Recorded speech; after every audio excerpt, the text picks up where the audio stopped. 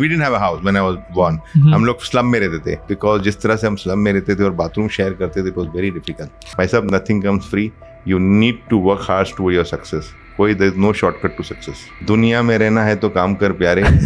हर सुबह नया कोई काम कर प्यारे, वरना ये दुनिया जीने नहीं देंगी, खाने नहीं देंगी, पीने नहीं देंगी. दिल टूटा है आपका? Rizwan sir, thank you so much for being on the podcast. कैसे हैं आप? बहुत ही बढ़िया Ishaan, good to see you in Dubai. Thank you so much for inviting me and agreeing for this podcast. Sir, the moment I landed in Dubai, everywhere I went, I saw Danube, right? The Base 101 property that you're launching right now. And I want to go back, right? So take me back to the time when you first started, when you left Mumbai and came to Dubai. What was that whole journey like? And आपका entrepreneurial path कैसा था from that point? I left Mumbai almost, I would say, 38 years ago. First I went to Kuwait. My father expired when I was 16 years old. I had to go to Kuwait because to make money. My uncle was the one who gave me a job. I wrote him when I was 16 years old, but he told me he'll give me a job when I am 18. So when I was 18, I got a letter from him that he's going to give me a job. And when I landed over there, absolutely no idea what is Kuwait. You know, Kuwait is not easy country like UAE, especially for the Indians who is going for the first time. But Alhamdulillah, he took care of me and put me into sales and taught me a lot of things. And once I understood the whole thing, I was one of the best salesperson working for him. I started with a salary of only 150 dinars, which was about 1,800 dirhams with commission. But when I left the company with the commission, I was making about 15 to 20,000 dirhams, which is in the Indian rupees, if we have to say, approximately 4 lakh rupiya, 5 lakh rupiya. Right. It was a good money when I'm talking about 30 years ago. आपका mindset क्या था उस time पे? Mindset पैसे बनाना था, घर लेना था, बस सिस्टर की शादी करनी थी. That was in my mind कि वही माइंडसेट था. Amazing. Sir, when you were growing up, आपके चाइल्डहुड में आपने ऐसा कौन सा लेसन सीखा आपके पेरेंट्स से या फिर एक्सपीरियंसेस से जो आपको आज तक हेल्प कर रहा है? बहुत सारे लेसन है. पहला लेसन तो डैड ने जो सिखाया था मुझे, dad had a boss and they used to always have some tiff in the office because earlier dad was managing that company and all of a sudden his boss kept somebody above my dad. And there was some of the other tiff going on. And my dad used to then not talk to that boss. But without not talking, it was not going to work with that boss because my dad was managing the factory and uske bagar uska kaam nahi ho sakta tha. His name was Mr. Malvankar. I will not forget this name. But the best part about Malvankar was in the morning he will come and he'll say, Mr. Sajan, how are you? आज खाने के लिए क्या लाए हो? साथ में बैठ के खाना खाएंगे. तो वो पूरा गुस्सा जो डैड में था वो उसको ख़त्म करते थे उसी के टाइम पे. और उसके बाद फिर हाथ में खाना खाते थे और फिर वापस काम की बात चालू होती थी. फिर वापस 3-4 दिन के बाद झगड़ा होता था. 5वें दिन फिर वापस वही काम करता था. तो डैड ने यही सिखाया कि मेरे पास वो क्वालिटी नहीं है कि मैं अगर बैठ जाता हूँ गुस्से में तो मैं ईगो लेके बैठ जाता हूँ.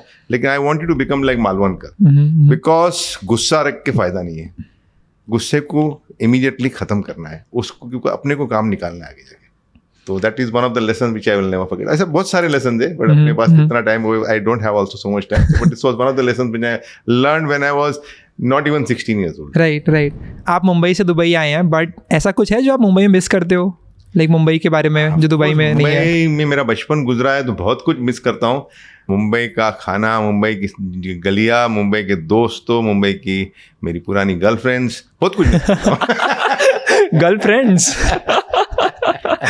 सर, मुंबई में मैंने अपना 12th जब मैं था तो मैं आई was in Mumbai only and वहाँ पे मैंने मेहनत करना सीखा.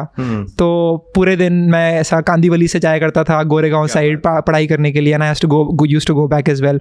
तो for me it is a very monumental time when I was in Mumbai. तो मैंने मेहनत करना सीखा वहाँ से. But coming back to our podcast, right, तो मेरे जो लोग देख रहे हैं वीडियोज आर ऑल 20-year-olds. तो अगर आप 2024 में 20 के होते और अगर आप स्क्रैच से स्टार्ट करोगे सब कुछ फ्रॉम बिगिनिंग, तो आप क्या करते? Like what would you do? I would learn something. First of all, the qualities which I have is I'm a good salesperson. मैं किसी को भी कुछ भी बेच सकता हूँ. बचपन से मेरा यही रहा है कि I am a very good sales person and I can sell anything to anyone. So I would start any business which I know at that particular time जो ट्रेंड है उसका, उस बिजनेस चालू करूंगा और लोगों को फिर बेचना स्टार्ट करूंगा. Because I remember when I went back from Kuwait to Mumbai after losing everything in Kuwait, I took one scooty and started selling and tried to make that 1,000 rupees every day. So anything under the roof, you put me into Africa jungle, probably I'll send some fruits to the animals over there. So that's the way I am made over there. And I would start as a salesperson because that is my quality. You have to figure out what is your USP, and if your USP is selling your USP's accounts, your USP, whatever your USP, you should work on that. Right. Very cool. आप बोलते बहुत अच्छा है. आपने ये कैसे सीखा? Like how can someone learn to communicate effectively? I think this is over the years. I mean, I keep reading books and all this. So the first book I read was How to Make Friends and Influence in right. Dale Carnegie की जो book थी वो मैंने सबसे पढ़ा. Then I keep reading books here and there. Right. So उससे knowledge मिल जाता है. फिर अभी तो आजकल बुक्स की भी जरूरत नहीं पड़ती. सोशल मीडिया इतना सिखा देता है अपने को बात करने के लिए. आपने सोशल मीडिया की बात करी, राइट? तो आपकी ब्रांडिंग है एज अ 1% मैन. आप everyone knows you as Dubai is 1% man. What is the meaning of it and आपको कैसे आया ये idea? You see, what happened was I was staying. We didn't have a house when I was born. हम लोग slum में रहते थे and बहुत तकलीफ से रहते थे. एंड 2-3 साल का मुझे याद है, अबाउट 4-5 ईयर्स के बाद डैडी को एक लॉटरी लगी जिसके अंदर हमको सब्सिडाइज घर मिला. सब्सिडाइज घर मीन्स 33% डैड हैड टू पे, 33% was incentivised by the government and 33% का लोन मिल रहा था हम लोगों को. तो dad had to only shell out that 33% to get that house. तो उन्होंने कंपनी से जाके वो 33% लोन लिया और बाकी उन्होंने वो घर ले लिया. तो हम लोग एक स्लम्स में से we came into a chawl system and which was a big blessing for me because वो घर मिलना मतलब उस स्लम से तुम घर में आए तो उसकी जो कदर हमको हुई ना उस टाइम पे वो कुछ अलग ही थी. बिकॉज जिस तरह से हम स्लम में रहते थे और बाथरूम शेयर करते थे, it was very difficult. So that I felt कि मैं अगर बड़ा होऊंगा तो मैं घर बनाऊंगा लोगों के लिए. हमेशा इससे इच्छा रही थी कि I would make houses for my people. But when you want to make houses, you want to offer this to the people who can not afford the houses और who can not buy this houses. So there was something we need to create कि सबको कैसे घर दिया जाए. और हम फिर वर्कआउट किए, ब्रेनस्टॉर्म किए कि इन सबको अगर घर देना है तो कैसे, because most of the customers which we were targeting all the middle class और the lower middle class people, and उनको घर देना मतलब उनके पास पैसे होते नहीं है, तो कैसे उनको फैसिलिटेट करना है कि घर खरीद सके. तो that's how we came out with the idea कि हम छोटा सा डाउन पेमेंट कलेक्ट करते, उसके बाद 1% पर मंथ कलेक्ट करते, तो वो हिट नहीं करता. और 20% डाउन पेमेंट सबके पास होता ही है बिकॉज जिसने काम 4-5-6 साल काम किया है मिडिल ईस्ट के अंदर, थोड़ी बहुत तो सेविंग वो बचा के रखता ही है और वो सेविंग वो डाल देता है और बाकी वो अपने सैलरी जो मिलती है उसमें से वो 1% देता है. तो उससे क्या होता है कि वो उसका घर हो जाता है. तो आज की तारीख में रेंटल इतना बढ़ चुका है दुबई के अंदर कि वो बढ़ते ही जा रहा है. तो अगर खुद का घर जब भी बन जाता है तो एक जो सुकून है उसको मिलता है वो अनबिलीवेबल सुकून है. And that is how because of this tag 1% मैंने जो स्टार्ट किया तो ये मुझे टैग मिला कि 1% मैन ऑफ दुबई. बिकॉज जैसे स्टार्ट किया था 1% दो सबको ऐसा लगा था कि कंपनी जल्दी बंद हो जाएगी, लेकिन मुझे पता था मैं क्या कर रहा था. एंड इसके वजह से काफ़ी लोगों ने खरीदा. आपने नीचे भी देखा होगा कितने रश है. आज भी कोई भी प्रोजेक्ट लॉन्च करता हूँ तो 1% की वजह से not only in Middle East but across the world people are happy and buying this 1% वाला प्लान. Very interesting. आपने भी स्लम्स की बात करी, राइट? तो आपके स्टार्टिंग में बहुत सारे चैलेंजेस थे, डिफिकल्टीज थी. जो लोग अभी देख रहे हैं वीडियोस को, इफ़ दे आर 20, उनके लिए आपकी क्या एडवाइस होगी? हर कोई देखता है बट आपने उनको रियलिटी में लेकर आए आप, तो what is the difference between this and आप क्या एडवाइस दोगे उनको? Lot of people have many ideas and lot of people dream about many ideas, but basically very few are able to convert that into reality or implement that. Now, implement is the key. You may have, तुमको अगर moon पे जाना है तो बहुत बड़ा dream है, लेकिन आप मून पे जाने के पहले आप उसके लिए पहला स्टेप क्या करना है और उसको आप इम्प्लीमेंट करो. जैसे फॉर एग्जांपल आपको रेस्टोरेंट बिजनेस स्टार्ट करना है. रेस्टोरेंट बिजनेस स्टार्ट करना है तो आप पहले रेस्टोरेंट के अंदर जाके सीखो क्या करना है और उसको इम्प्लीमेंट करो कंप्लीट अंडरस्टैंडिंग करने के बाद.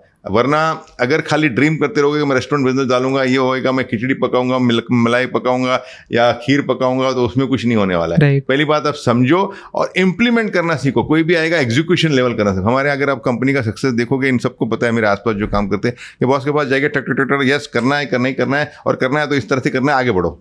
और इम्प्लीमेंटेशन और fast decision is the key. Quickly move on. Right sir. I think Danube और आपकी जर्नी में मार्केटिंग का बहुत ज़्यादा इंपॉर्टेंस रहा है, राइट? एंड हम लोग भी मार्केटिंग एजेंसी रन कर रहे हैं पिछले 2 साल से मार्केटअप के नाम से. तो why is marketing important for a business according to you?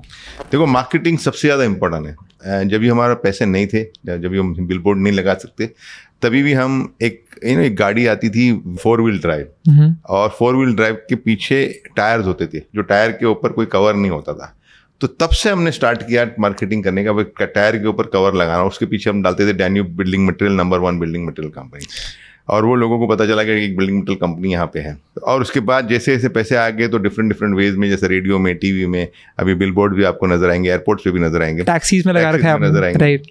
तो मेरा ये हमेशा से मानना है marketing is a very very important की, एंड अकॉर्डिंग टू मी जो दिखता है वो बिकता है, और जो ज़्यादा दिखता है वो ज़्यादा बिकता है, ये हमेशा याद रखना, and this is very very important. तो जितना आप मार्केटिंग करोगे उतना आपका माल बिकेगा, बिकॉज लोगों को आपके बारे में पता चलेगा और अपने आप से खरीदेगा। और दुबई एक ऐसी जगह है, दुनिया भर के लोग आते हैं यहाँ पे, टूरिस्ट लोग आ रहे हैं एवरी डे, तो उनको जब भी दिखता है तो सबसे पहले हमारे पास ही आते हैं खरीदने के लिए। आपने दुबई की बात करी अभी सर, दुबई में सबसे बड़ा बेनिफिट क्या है? आप इतने टाइम से रह रहे हैं यहाँ पर, एंड किसी को यहाँ पे मूव क्यों करना चाहिए अगर कोई ऑडियंस देख रही है यंग है इंडिया में? देखो, सबसे पहला मूव करना चाहिए बिकॉज यहाँ पे टैक्सेशन नहीं है। ओके, अगर आप बिजनेस करोगे तो ये कॉर्पोरेट टैक्स है 9%, that is also very minimal, 9% कुछ भी नहीं है आज की तारीख में। सेकेंडली, अगर आप एम्प्लॉय हो यहाँ पे तो आपको जीरो टैक्सेशन है, एंड दे हैव प्रॉमिस्ड कि फॉर एम्प्लॉयज को टैक्सेशन नहीं होगा। सेकेंड, यहाँ पे सेफ्टी बहुत अच्छा है, मतलब कि आप रात को 12 बजे, 2 बजे, 3 बजे आप जा रहे हो, आपकी वाइफ जा रही है, सिस्टर जा रही है, आपको कोई छेड़ेगा नहीं, कुछ नहीं करेगा। रोड्स इंफ्रास्ट्रक्चर बहुत अच्छे है, कनेक्टिविटी यहाँ से बहुत अच्छा है पूरी दुनिया के अंदर, बिजनेस करना बहुत ईजी है। फॉर एग्जांपल, यहाँ पे मैं अगर प्रॉपर्टी लॉन्च करता हूँ या दूसरा कोई भी बिजनेस करता हूँ, गवर्नमेंट ने इतना सिंप्लीफाई किया हुआ है कि आप अपना काम बहुत आसानी से, ब्यूरोक्रेसी नहीं है, डायरेक्टली आपका काम हो सकता है। तो जिसके पास भी है एडवांटेज, जिसके पास भी कोई अपॉर्चुनिटीज है यहाँ पे, वो एक्सप्लोर कर सकता है।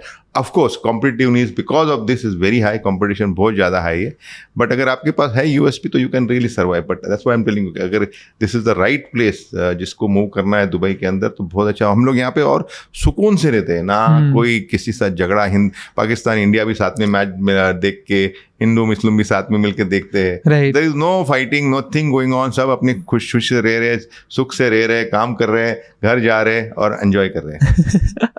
अगर किसी ने अभी मूव किया है दुबई के अंदर, तो उसके लिए आपकी क्या टिप होगी? Like how can they level up in Dubai? Like तो एडवाइस यही करूंगा कि पहले तो आप जो भी करना चाहते हो वहाँ पे उसका जॉब कीजिए 2-3 साल के लिए, अंडरस्टैंड कीजिए मार्केट कैसी है। मैंने भी जॉब किया दुबई में आके, मार्केट अंडरस्टैंड करने पे बाद में। पहला जॉब क्या था आपका? पहला जॉब तो मैंने कुवैत में एज अ सेल्समैनशिप काम किया था, दुबई में आके भी एज अ सेल्समैन काम किया, दुबई को मार्केट अंडरस्टैंड करने के लिए। तो आई ऑलवेज फील कि जिसको भी कोई बिजनेस स्टार्ट करना है, इमीडिएटली आके डैडी के पैसे, आपके पैसे खुद के बर्बाद ना करो यहाँ पे, पहले अंडरस्टैंड करो मार्केट कैसे है, और उसके बाद फिर अपना जॉब किया। Very cool. एक इंपॉर्टेंट चीज़ है, that is real estate, right, that you been focused on. If anyone wants to invest in real estate, आपकी एडवाइस क्या रहेगी in 2024 for them? I think Dubai is a very liquidity market. It's the fastest growing market, and I still feel Dubai is underpriced. Dubai इतना सस्ता है आज की तारीख में compared to the other international market. If you compare all the infrastructure which is available here, so Dubai is a good place to invest, and market has gone up by 25-30% in the last year. Again, I feel there's a long way to go because Dubai is underpriced. When I say underpriced, if you compare with Hong Kong, New York, London, you're talking about Russia, you're talking about my city, Mumbai. We are still much under price. यहाँ पे price आपको बुर्ज खलीफा downtown area जिसको बोलते हैं हम लोग, उस area के अंदर भी आपको 60-70,000 कार्पेट में आपको घर मिल जाएगा। तो 60,000 रुपीज़ कुछ भी नहीं हुआ कार्पेट। अगर मैं कंपेयर करता हूँ बांद्रा एरिया में जहाँ पे मैं रहता हूँ, अगर दरिया फिशिंग हम लेते हैं तो वहाँ 100,000 है, राइट। अगर आप बैंडस्टैंड की बात करते हो तो यहाँ पे भी आपको सी फेसिंग मिलेगा, आपको 60,000 रुपीज़ पर स्क्वायर फीट में आराम से मिल जाएगा। तो ज़्यादा बोलती है, आपको 50,000 में मिलेगा।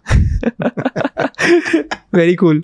सर, आपने डैन्यूब के थ्रू रियल एस्टेट में एंट्री करी, बट आपने रियल एस्टेट ही क्यों चुना? Like you were in interior design, then you got into real estate. No, we started with building material. Building material start करने के बाद यहाँ पे जीरो से स्टार्ट किया, कंपनी को बढ़ाया, it is today called the number 1 building material. उसके बाद फिर हम इंटीरियर्स में गए, होम इंटीरियर्स मतलब डैन्यूब होम जिसका नाम है, जहाँ पे सारा टाइल्स है, बाथरूम है, आपका गार्डन फर्नीचर है, electrical lights, everything which you require to furnish the home, उसके अंदर स्टार्ट किया। उसके बाद जब बूम आया रियल एस्टेट का, तो हमने सोचा कि सब कुछ हमारे पास है, व्हाट आई मीन इसके बिल्डिंग मटेरियल है, पूरा फर्नीचर हमारे पास है, कनेक्शन हमारे पास है, और आर्किटेक्ट कंसल्टेंट हम जानते हैं। तो what was required to just start the development, and that's how we came into the development of property. I think that was one of the good decision because after that there was a big boom in Dubai, and we are enjoying that.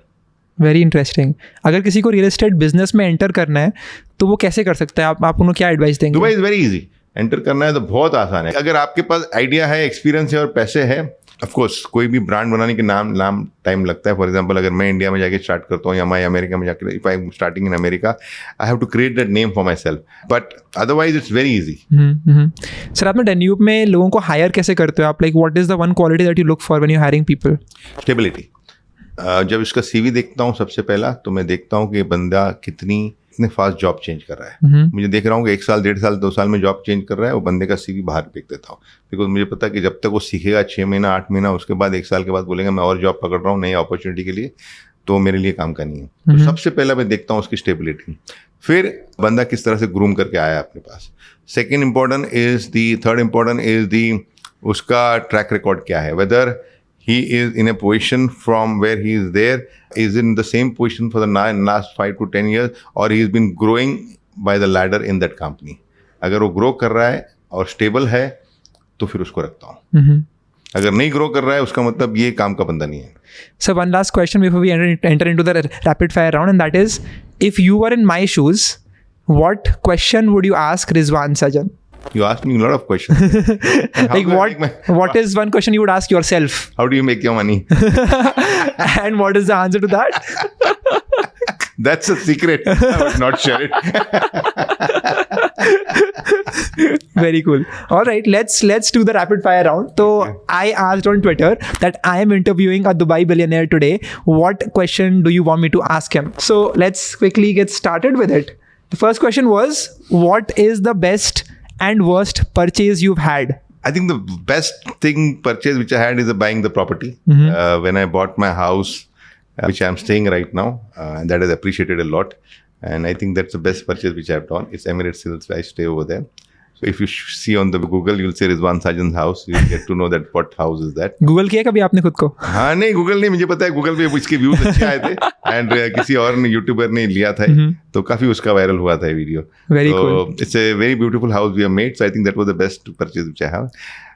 Worst, like I did not buy, but on my birthday, my brother gifted me a Cullinan Rolls Royce. I feel that was waste of money. But he says, no, you need to drive that Cullinan. And I don't drive, to be honest. I have a driver who drives for me. Cullinan है ऐसे ही side में पड़ा हुआ है. I'd hardly go in that Cullinan. So what is the car that you drive? I have a Ghost. Earlier I was driving a Bentley. Now I'm driving a Ghost. But that Cullinan was too much for the money he paid. Sir, interestingly, जब मैं पहली बार Dubai आया था तो atmosphere जो बुर्ज खलीफा में, उसके बाद जब when I came down, I saw someone with the Cullinan. तो मैंने पूछा like, good car, what do you do for a living? तो उसने बोला he rents out cars. So I told him about myself. He was like, come sit in the Cullinan and all. That's when I first sat in the car. I felt that was really waste of money. They shouldn't have spent so much money. I was happy with what I was having. Sir, what makes you happy today? I think my satisfaction or the success which I am getting in my business, work makes me happy, to be honest. सबसे पहला I would say कि जो भी मैं काम करता हूँ बहुत खुशी से करता हूँ, कि मुझे पता है कि कितनी भी रात में पार्टी किया, सुबह में काम पे आता हूँ और थका भी होगा तो I come to the work because I'm happy in my work. And second thing what makes me happy is when people buy apartment from me with that 1% plan and having their own apartment. And I have stories where people, जो एक emotional stories मेरे पास आती है कि हम कभी नहीं खरीद सकते थे घर, और बिकॉज आपका 1% प्लान से हमने घर खरीदा है, तो उसकी जो खुशी मुझे मिलती है इज अनबिलीवेबल. आप तो इमोशंस की बात करके दिल टूटा है आपका? किस मामले में आप दिल की बात कर रहे हैं? हार्ट ब्रेक जो लोग कई बार होते हैं. बहुत बार हुआ है. बचपन की बात करो अभी. बाउंस बैक कैसे किया आपने? नहीं, वो ठीक है, हो जाता है. 3-6 महीने लगते हैं. वो सोनू निगम का गाना ये दिल दीवाना, वो सुन के 3 महीने में फिर अपने आप बाउंस हो जाता है. Is there someone that you look up to? ऐसा कोई person that you admire a lot? Highness Sheikh Mohammed, Modi ji अपने, the way he works so hard. हमारे हाइनस शेख मोहम्मद वो भी इतना ही हार्ड वर्क करते, तो ये 2 मेरे इंस्पिरेशन है. Because if I feel a person like them can work hard, we are nothing in front of them. Modi ji से आपने क्या सीखा है? काम करना. उनसे मैंने ये सीखा है कि I worked 8 to 10 hours, 12 hours. He worked 17 hours. And that's what I wish I had that capacity to work at 17 hours. But उनके पास है, because मुझे याद है यहाँ पे आए थे वो, एक उनका प्रोग्राम रखा गया था UAE में. And we had gone for that program. First he met all the businessmen. उसके बाद उनका एक open lecture था in the ground cricket stadium के अंदर. तो उन्होंने काफ़ी लोगों को स्टेडियम में बात किया कि क्या करना चाह रहे. And then he took a flight 10 o'clock to India back, and he must have reached around 1 o'clock or 2 o'clock because private jet में जाते हो. And next morning I see Modi ji again 7 o'clock 7:30 कहीं पे एक he is giving an assembly में कोई lecture दे रहे. मतलब कि आदमी कब सोया हो, इतना थका. So that's what helps me, inspires me कि if Modi ji can work so much hard, and he is definitely elder to me, we can work, or we should also work hard. And I also advise all my youngsters who is watching me, myself, nothing comes free. You need to work hard toward your success. There is no shortcut to success. Amazing. Sir आप money और fame में क्या choose करोगे? I think कोई भी नहीं, money भी नहीं, फम भी नहीं. भाई पैसा भी बहुत है, फेम भी बहुत है. तो आई थिंक दिल का सुकून is very important for me. घर पे जाके सोना without any tension, that is what is important for me, money और fame. What is the one piece of advice that has helped you out the most in business? Daily नया सीखते रहो. Never feel that because you have learned or you have made so much money or so much fame, stop learning. Today also we are learning the AI technology. तो सीखते रहो, लोगों से मिलते रहो, नई नई चीज़ हमेशा की जो दुनिया में चल रही है उसको आप be aware of what's happening. Because the Nokia story एक ज़माने में टॉप में था, अचानक डाउन हो गया because they did not follow the trend. So वो इम्पोर्टेंट है कि जितना भी ऊपर जाओगे, देखो एक ऊपर जाना इज़ डिफ़िकल्ट, लेकिन ऊपर जाने के बाद उस पोजीशन पे रहना वो सबसे ज़्यादा डिफ़िकल्ट है. बिकॉज बहुत सारे नीचे से लोग आपको नीचे की खींचने की कोशिश करेंगे या आपसे आगे बढ़ने की कोशिश करेंगे. तो ऊपर जाके ऊपर रहना is the most difficult thing. Amazing. Sir ऐसी कोई मूवी है जिसने आपको बहुत हेल्प करा है आपकी लाइफ में? Movie Chak De India. Chak De India. Definitely I felt that was a good movie. कोई लाइफ में हेल्प किया है जब बार बार देखते हो कि यार ये देख के मजा, क्योंकि मेरे लिए वो मूवी परसूट ऑफ हैप्पीनेस थी. विल स्मिथ की जो मूवी है, इसमें कोई हेल्प नहीं किया, बट मुझे मजा आता है दिल धड़कने. तो I like to see because it's that movie के ऊपर माई सन गॉट मैरिड, हमने बेस किया था क्रूज के अंदर. सो दिस वॉज कॉल्ड दिल धड़कने दो. एंड आदिल सना की स्टोरी या हमने पूरा एक पिक्चराइज किया था और क्रूज के अंदर शादी की थी. तो that movie I like to, इसमें कुछ सीखने नहीं मिला, but I like to watch that movie again and again.